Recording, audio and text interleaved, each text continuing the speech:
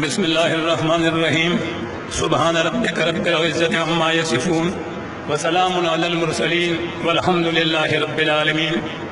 یہ ډیر سادہ پروقار دینی تقریب.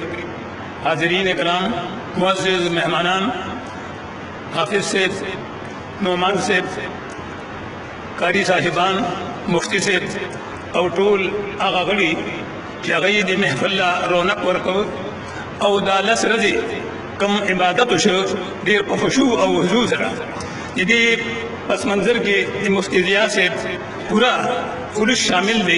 زه د هغې ډېره ستاینه کوم. د دې چم کم ځوانان دي او کم مشران دي چې کم د اتفاق او اتحاد مظاهره وکړه او دینی چې کم دغه فریضه ده هغه په احسن طریقې سره ادا کړه، هغه قابل تحسین او قابل عزت ده. زه امید ساتم چې انشاءالله داسې تقریبات چې هغه زمونږ د دیني فروع دپاره او د الله د وحدت الوجود چې کوم دغه قایمولو لپاره نو دا به جاری او ساری. زما دعا ده، شیخ سعدي رحمت الله علیه فرمایي چې ځوانانو له پکار دي چې د سجدې قدر وکړي. یو وخت به داسې راشي چې هغوی به سجده غواړي بیا به نه کړي.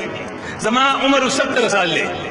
زه په خپله اوس په دې شیخ سعدي رحمت الله علیه هغه قهوت ته کوم نو 2 رکعاته په ناسته وکړم او 2 رکعاته په ولاړه وکړم.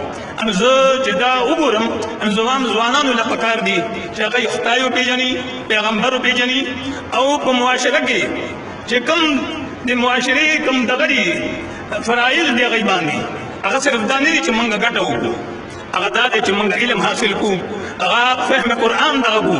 د قرآن معنی څه ده؟ د قرآن معنی دا ده داسې یو کتاب چې هغه تاسو بار بار لولئ. نو ځوانانو له پکار دي، هغه خلکو له پکار دي چې هغوی روزګار نه کوي، بې روزګاره دي او روزګار دي ټوله ورځ حجرو کې بې ټکلو کې ګپې شپې لګوي. زما هغوی ته دا دعوت دی چې کم از کم ته نور هېڅ هم نه نو سورت فاتحه چې دا 7 آیاته ده، سوره بقره چې دا 200 آیاته ده، نو کم از کم چې دا په ترجمې سره زده کړي. دغه رنګې په آخري سپاره کې قل هو الله احد، قل اعوذ برب الفلق، دا یې زده کړي او د دې ترجمه یې زده کړي. وخت ضیاع چې کوم دی، انګریزان هم دا وایي چې بھئی د ټایم قدر پکار دی، ټایم از ویری پریشیس.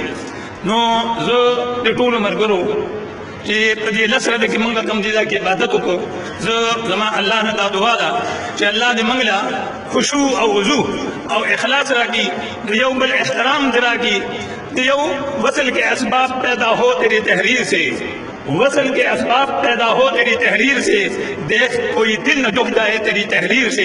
یہ دے شعر دا مطلب دے کہ ستا خبر داسی کہ هغې کې مینه، هغې کې فهمی، هغې کې محبتی. نو فرد قائم ربط ملت سے ہے تنہا کچھ نہیں، موج ہے دریا میں اور بیرون دریا کچھ نہیں. یو فرد عزم نشي کولی چې دا ټول افراد راجمع شي انو دی نه یو دغه جوړ شي.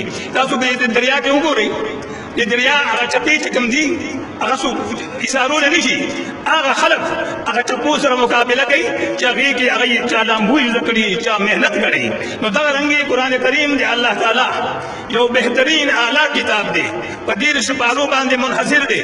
د دې نه مخکې کوم صحیفې راغلي دي، تورات راغلی دی، انجیل راغلی دی، هغې نه پس آخري کتاب چې دنیا ته راغی هغه قرآن دی. او د قرآن فرض دا د موږ باندې په معاشره باندې، په مسلمانانو باندې، په افرادو باندې چې موږ د دې احترام وکړو، په دې باندې ځان پوه کړو او د پوهې نه پس په موږ په دې عمل وکړو. والسلام.